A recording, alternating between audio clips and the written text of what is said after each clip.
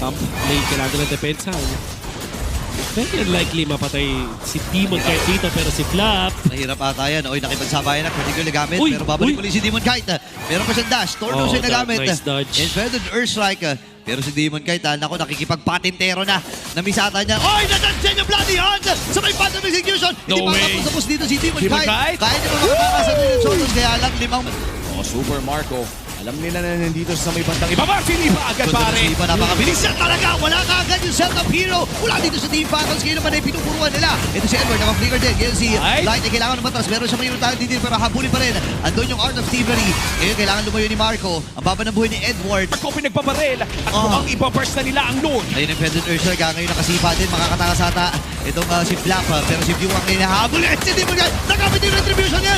Delikado ata si Kite. DC naging stuck ng Sky Piercer. View. Ang si View napakababa na ng kanyang buhay. Andun pa yung mga combo mula kay View. Aurora. Ngayon pupunta sila sa may bottom. Pero malaking info yun ha.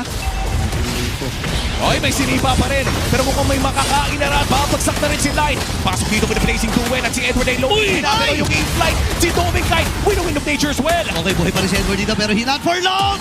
Nakakuha na dito ng apat na miyembro ang Falcons at naaabutan pa ata itong si Yue. Wipe out!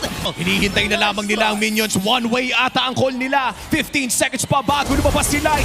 And double na ata ito para sa Team Falcons. Masyado pang matagal ang aantaying oras para mabuhay ang mga miyembro ng Aurora at nabuhayan din ang